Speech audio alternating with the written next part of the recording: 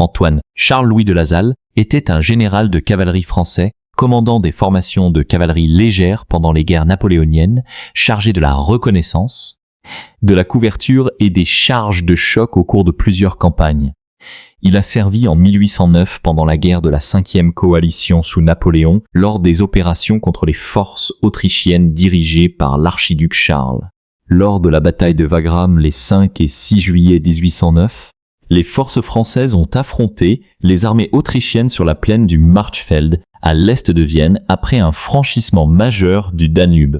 Le 6 juillet, le commandement français a lancé des attaques coordonnées d'infanterie et de cavalerie pour percer les positions autrichiennes après un bombardement d'artillerie prolongé. Lasalle a été chargé de mener une charge de cavalerie contre des formations d'infanterie autrichiennes positionnées en avant de l'attaque principale française. Il a avancé à l'avant de sa formation de cavalerie pendant la charge. À l'approche de la cavalerie, l'infanterie autrichienne a délivré des volées de mousqueterie à courte portée en formation. Une balle de mousquet a frappé Lasalle à la tête pendant l'avancée. La blessure a entraîné sa mort immédiate sur le champ de bataille. Son unité de cavalerie a poursuivi la charge sous le commandement de subordonnés après sa mort. François-Christophe Kellermann était un commandant militaire français qui s'est distingué pendant les guerres de la Révolution française et a ensuite été nommé maréchal de France sous Napoléon. Il est surtout connu pour son rôle à la bataille de Valmy en 1792, où son commandement a contribué à stopper l'avancée prussienne en France au début de la Révolution. Il a continué à servir pendant les périodes révolutionnaires et napoléoniennes, occupant des commandements supérieurs, mais participant moins aux combats de première ligne durant les dernières années de l'Empire en raison de son âge. Après des années de service militaire et administratif, il s'est retiré du service actif et est resté une figure importante de l'État français. Kellermann a vécu jusqu'à un âge avancé pendant la période post-napoléonienne après la restauration de la monarchie bourbonienne. Il est mort le 13 septembre 1820 à Paris, à l'âge de 84 ans. Sa mort est due à des causes naturelles liées à son âge avancé plutôt qu'à une blessure de guerre ou à une exécution. Laurent de Gouvion-Saint-Cyr était un commandant militaire français qui s'est élevé pendant les guerres révolutionnaires et a ensuite été promu maréchal de France sous Napoléon pour ses performances. Lors de campagnes majeures, il a servi dans plusieurs théâtres clés, notamment en Italie, en Allemagne et en Russie, commandant des formations de niveau corps et participant à des opérations de grande envergure contre les forces de la coalition. Il a joué un rôle important lors de la campagne de Russie en 1812 et s'est ensuite distingué dans la défense de Dresde en 1813, où ses forces ont résisté à des assauts répétés de la coalition. Après la chute de Napoléon, il a continué à servir sous la monarchie bourbonienne restaurée et à occuper des fonctions au sein du gouvernement français, notamment celle de ministre de la guerre. Dans ces dernières années, il s'est retiré de la vie publique et militaire active en raison du déclin de sa santé. Il est mort le 17 mars 1830 à l'âge de 65 ans. Sa mort est due à une maladie après des années de service. Étienne MacDonald était un commandant militaire français d'origine écossaise qui s'est élevé pendant les guerres révolutionnaires et a été nommé maréchal de France sous Napoléon pour ses services lors des campagnes impériales. Il a servi dans plusieurs campagnes majeures, notamment en Italie, en Allemagne et en Europe centrale, commandant des formations importantes et participant à des opérations contre les forces de la coalition. Il a joué un rôle déterminant lors de la bataille de Wagram en 1809, où son attaque a contribué à briser les lignes autrichiennes au cours de l'offensive française. Après la chute de Napoléon, il a prêté allégeance à la monarchie bourbonienne restaurée et a continué à occuper des fonctions militaires et politiques en France. Dans ces dernières années, il s'est retiré du service actif et a vécu à Paris. Il est mort le 25 septembre 1840 à l'âge de 75 ans. Sa mort est due à des causes naturelles liées à son âge, après une longue carrière militaire et politique. Claude-Victor Perrin était un commandant militaire français qui s'est distingué pendant les guerres de la Révolution française et a ensuite été nommé maréchal de France sous Napoléon pour ses services lors des campagnes impériales. Il a servi dans plusieurs campagnes majeures, notamment en Italie, en Espagne et en Allemagne, commandant des corps d'armée et participant à des opérations contre les forces de la coalition. Il a joué un rôle actif pendant la guerre d'Espagne et lors de la campagne de Russie en 1812. Où il commandait des forces engagées dans des opérations de grande envergure. Après la chute de Napoléon, Il a servi sous la monarchie bourbonienne restaurée et a occupé des fonctions militaires et politiques en France. Dans ces dernières années, il s'est retiré du service actif en raison de son âge et a vécu en France. Il est mort le 1er mars 1841 à l'âge de 74 ans. Sa mort est due à des causes naturelles liées à son âge, après une longue carrière militaire et administrative. Auguste de Marmont était un commandant militaire français qui s'est élevé pendant les guerres révolutionnaires et a été nommé maréchal de France sous Napoléon pour ses services lors des campagnes impériales. Il a servi dans plusieurs campagnes majeures, notamment en Italie, en Dalmatie et pendant la guerre de la 5e coalition, commandant des forces françaises dans différentes régions de l'Empire. En 1814, lors de la campagne de France, il commandait des troupes chargées de défendre Paris contre les forces de la coalition avançant vers la capitale. Il a négocié et accepté la capitulation de ses forces face aux armées de la coalition, contribuant directement à la chute de Paris et à l'abdication de Napoléon. Après cet événement, il a vécu en exil pendant une grande partie de sa vie, sous la monarchie bourbonienne restaurée. Dans ces dernières années, sa santé a décliné après une longue période d'exil et de service. Il est mort le 22 mars 1852 à l'âge de 77 ans. Sa mort est due à un accident vasculaire cérébral après des années passées en exil. Jean-Baptiste Bernadotte était un commandant militaire français qui s'est élevé pendant les guerres de la Révolution française et a été nommé maréchal de France sous Napoléon avant de devenir souverain. Il a servi dans plusieurs campagnes majeures, notamment en Allemagne et en Europe du Nord, commandant des forces françaises et participant à des opérations contre les coalitions européennes. En 1810, il a été choisi comme héritier du trône de Suède et a été adopté par le roi Charles XIII, quittant progressivement le service français pour assumer ses nouvelles fonctions. Il est devenu roi sous le nom de Charles XIV Jean et a dirigé la Suède pendant la période post-napoléonienne, maintenant la stabilité du royaume. Il a régné pendant plusieurs décennies, consolidant son pouvoir et établissant une nouvelle dynastie en Suède. Il est mort le 8 mars 1844 à l'âge de 81 ans à Stockholm. Sa mort est due à des causes naturelles liées à son âge, après un long règne. Guillaume Brune était un commandant militaire français qui s'est distingué pendant les guerres de la Révolution française et a été nommé maréchal de France sous Napoléon pour ses services lors des campagnes militaires.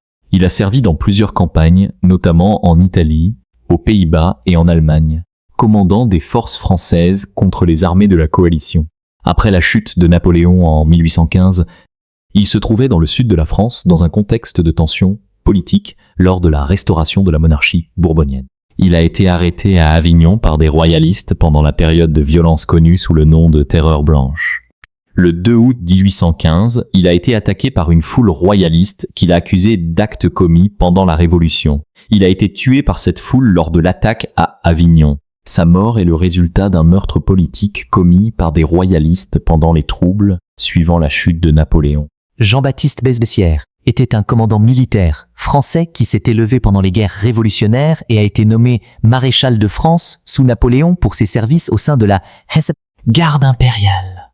Il a servi dans plusieurs campagnes majeures, notamment en Italie, en Autriche et en Espagne, commandant des unités de cavalerie de la garde et participant à des opérations contre les forces de la coalition.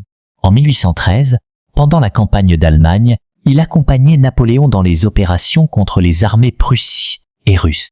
Le 1er mai 1813, à la veille de la bataille de Lutzen, il inspectait les positions françaises et coordonnait les mouvements de la cavalerie.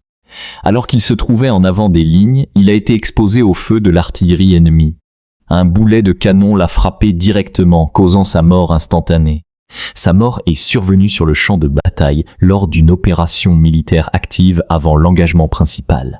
Jean de Dieu Soult était un commandant militaire français qui s'est élevé pendant les guerres de la Révolution française et a été nommé maréchal de France sous Napoléon pour ses services lors des campagnes impériales. Il a servi dans plusieurs campagnes majeures, notamment en Allemagne, en Espagne et au Portugal, commandant des corps d'armée et participant à des opérations contre les forces de la coalition. Il a joué un rôle important pendant la guerre d'Espagne, où il a dirigé des forces françaises lors d'opérations prolongées contre les armées britanniques, espagnoles et portugaises. Après la chute de Napoléon, il a servi sous la monarchie bourbonienne restaurée et a occupé des fonctions politiques, notamment celle de président du Conseil des ministres. Il a continué à exercer une influence politique et militaire pendant la période post-napoléonienne en France. Dans ces dernières années, il s'est retiré de la vie publique en raison du déclin de sa santé. Il est mort le 26 novembre 1851 à l'âge de 82 ans. Sa mort est due à des causes naturelles liées à son âge après une longue carrière militaire et politique. André Masséna était un commandant militaire français qui s'est élevé pendant les guerres de la Révolution française et a été nommé maréchal de France sous Napoléon pour ses performances lors des 2 campagnes impériales. Il a servi dans plusieurs campagnes majeures, notamment en Italie, en Suisse et en Autriche, commandant des armées françaises contre les forces de la coalition.